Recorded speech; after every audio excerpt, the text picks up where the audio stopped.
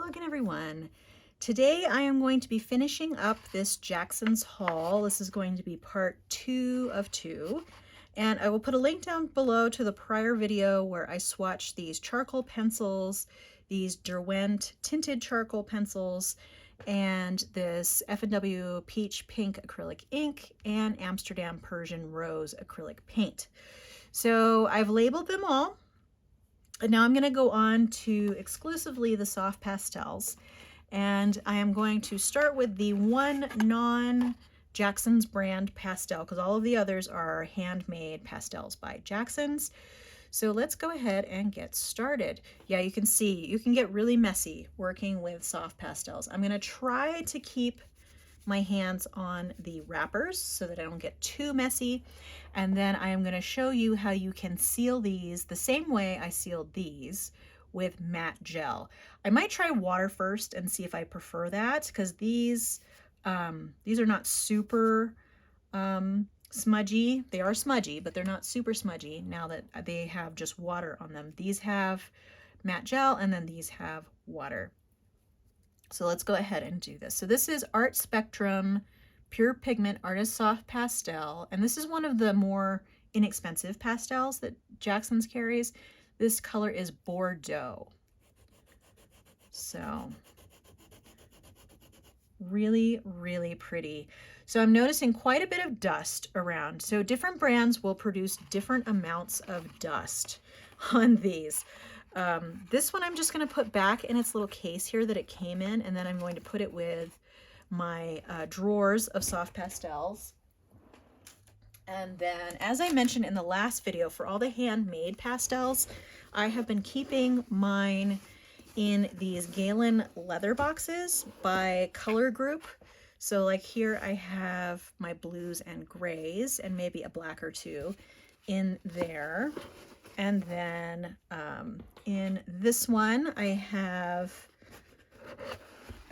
my greens and cooler colors and yellow, and which I didn't have very many of. And then I have reds, pinks, warm colors, orange in here.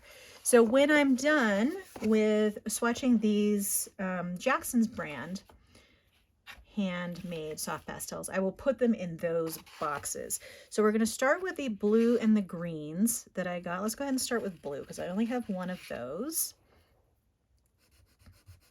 This is, I believe, Ultramarine, which surprisingly I have, yeah, Ultramarine blue, which I have surprisingly few of in my pastels.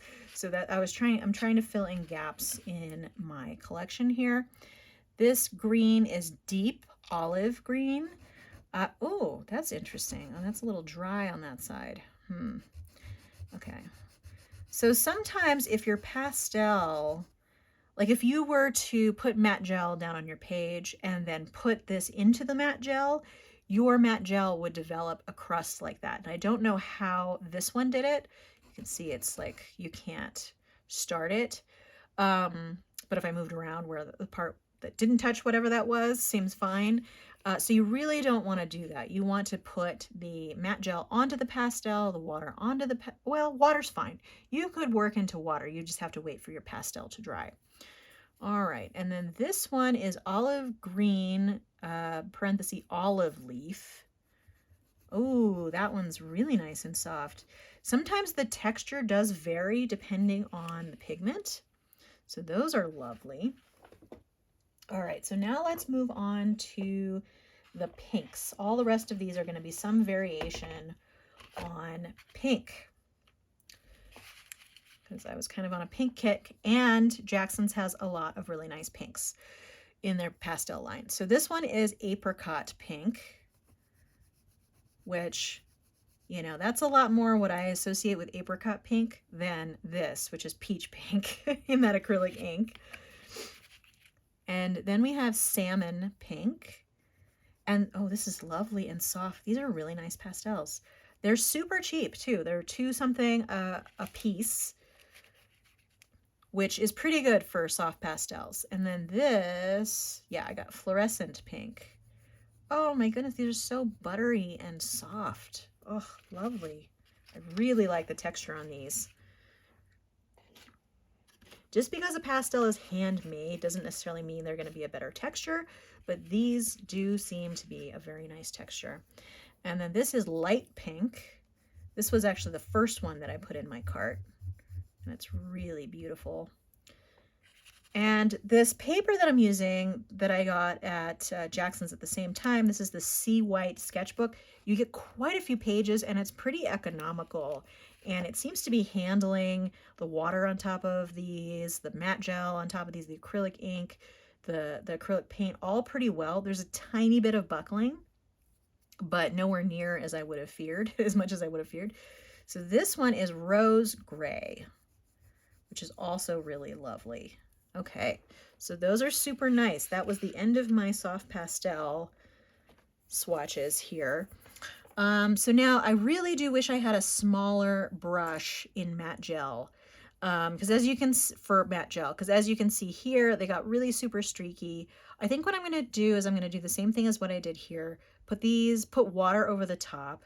And then after I've done that, if I feel it needs more sealing, I will put matte gel on it after the fact. If you want to kind of see how these would behave with matte gel, they would behave pretty much the same as the charcoal pencils did.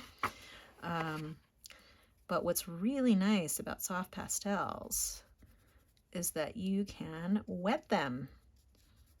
You can essentially use them like watercolor in their pigment form, but they are not going to be permanent on the page. I was trying to go up and get all those little dusty bits there.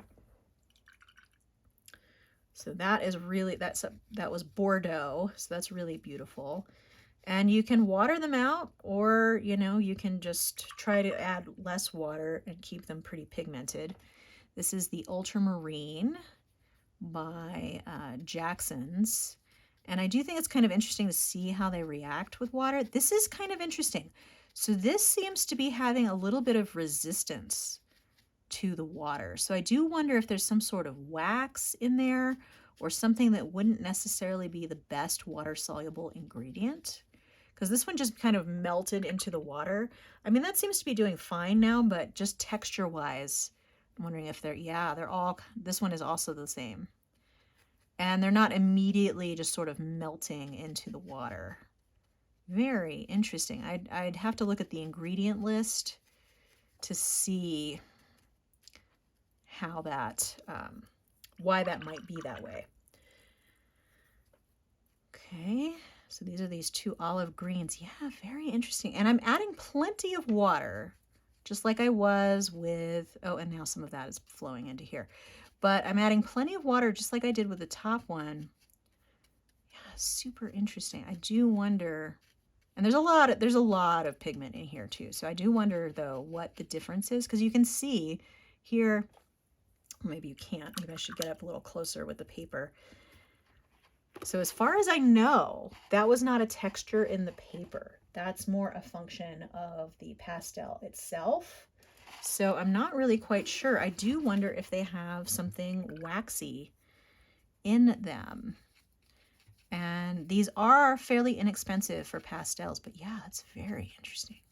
And I would not have known that if I hadn't tried to put water on them.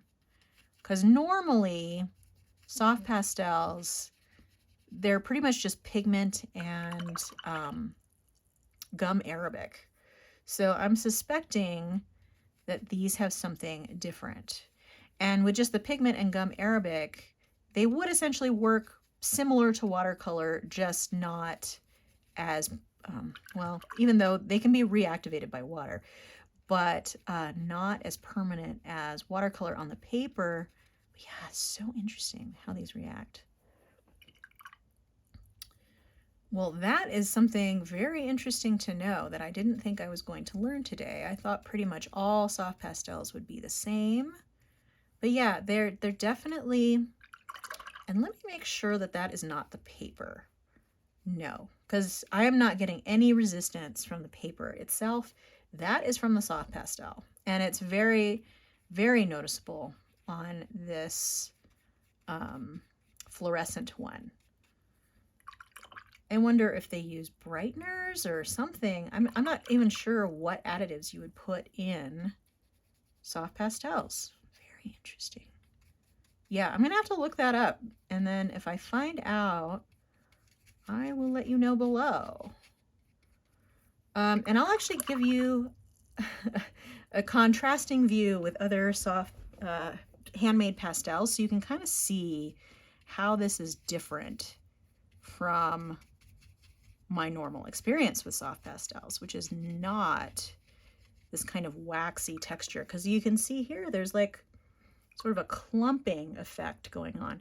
They're beautiful to put down, but wet, they do sort of kind of have an interesting thing. Because part of why I like soft pastels is you could essentially cover most of a page with soft pastel, put water on it, and you would have like a solid block of pigment on that paper. I'm not sure I would be able to do that with these. Interesting. Okay, so while we're doing that, why don't we go ahead and put these pink pastels, or just put these where they belong in my little organization system here. So these are pink, purples, oranges. So let me move that over there. So I'm going to put these here. And these are only my handmade pastels. All of my other pastels are elsewhere.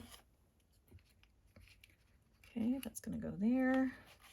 And these containers are pretty much the ones that these smaller pen cases are coming from Galen Leather, these boxes. They just seem like a good size. So there's the pinks, and let's see. Let's just go with whatever last container we have in my hand to show you some other brands to contrast it to this texture here. So this one is the greens. So I am going to put my 2 greens here. And I was kind of counting on how many greens and other colors I could get to kind of fill these boxes, because I wanted to see where my holes were.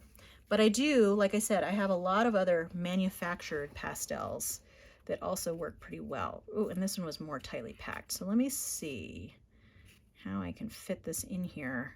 This was one that was mostly broken that I had to have replaced. So maybe we can put that there. And then we'll put our, interesting. Maybe if I put that there, because that's shorter, and then put that there. Okay. That might require a little bit more rearranging, but this will be a good, I will use this one as my example, actually. So this is a Diane Townsend artist pastel in the soft form. It even says soft form on there. So I am going to lay that out, which is super smooth. I'd say texture-wise, putting down the dry is comparable to this other one over here. Let's see if I can get that in there placed so that it will not.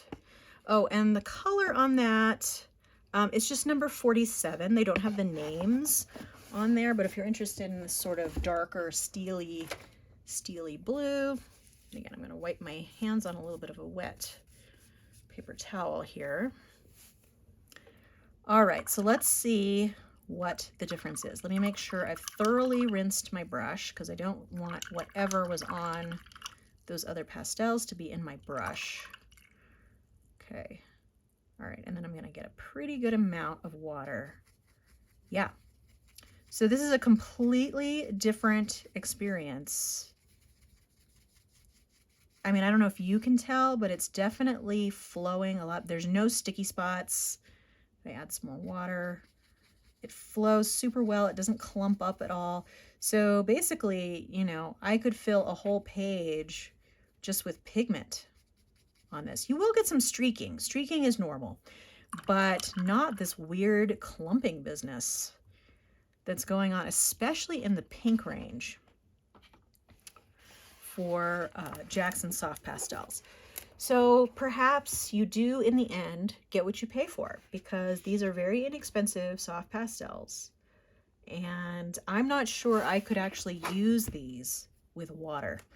I am kind of interested to see how they would do with matte gel. Excuse me, matte gel instead. So let me actually, let's just go with that Jackson's Ultramarine. And I'm going to put that here. Oh, and see, that has one side that's very odd. It's kind of interesting. And now that I've compared this to this is definitely goes down softer. And you get sort of a really, as it dries, you'll get almost like a granulation effect there. Okay, so that is the Ultramarine Blue in the Jacksons, and I am going to see what happens when I put soft matte gel on there. Okay. Okay, not the same problem. However, I would expect, oh, see, look, that's doing weird stuff. It's doing weird stuff, guys. It's like clumping up.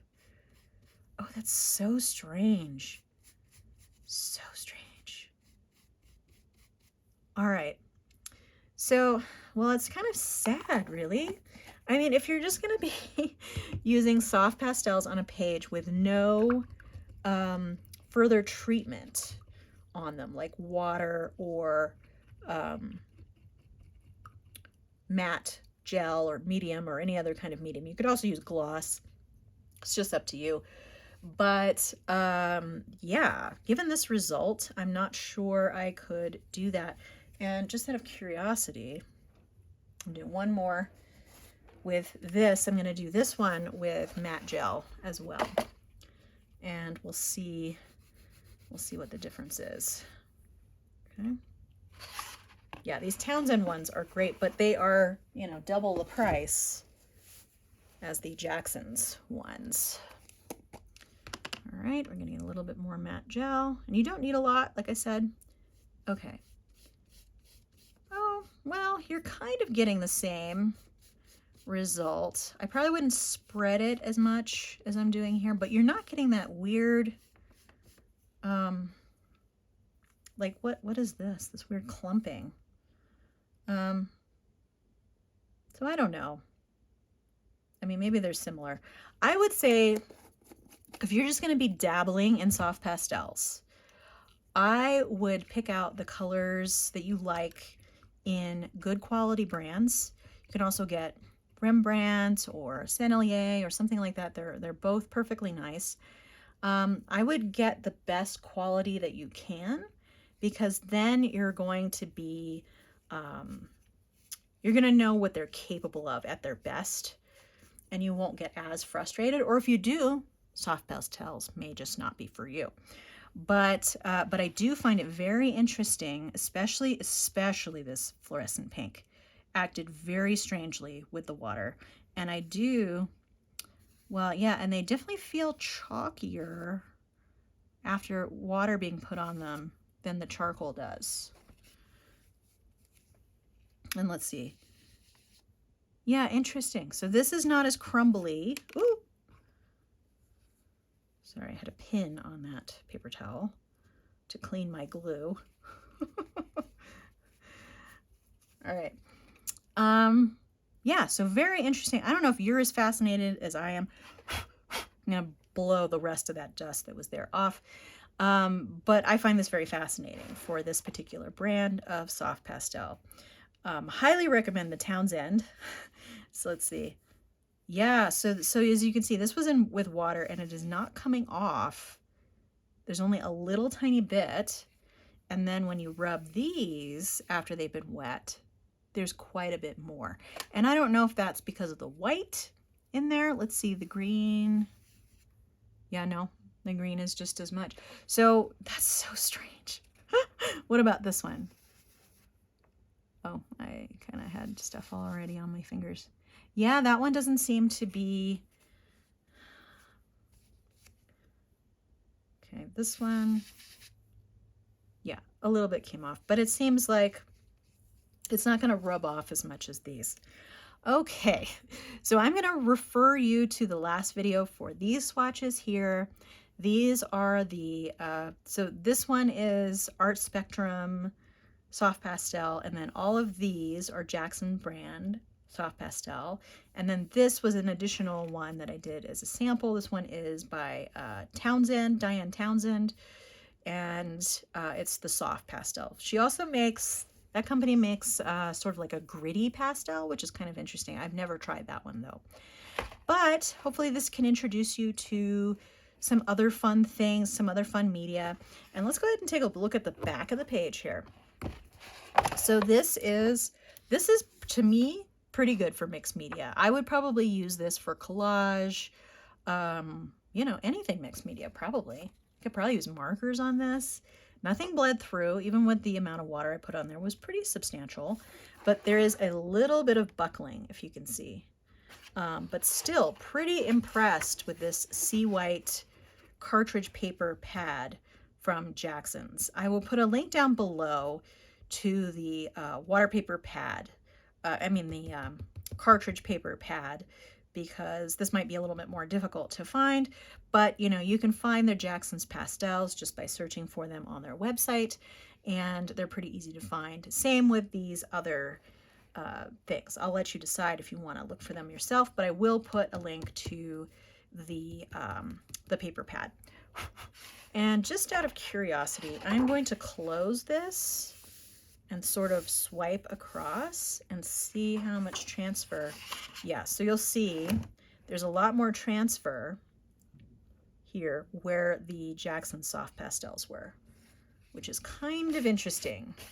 And it wipes off pretty easily. I might go back in and seal all of these with matte gel after we get off the camera here. All right, well, that's all I had for you today. Feel free to subscribe to keep track of future videos on my channel. If you enjoyed this video, please give it a like. I hope to see you next time, but in the meantime, have a great day. Thanks so much. Bye.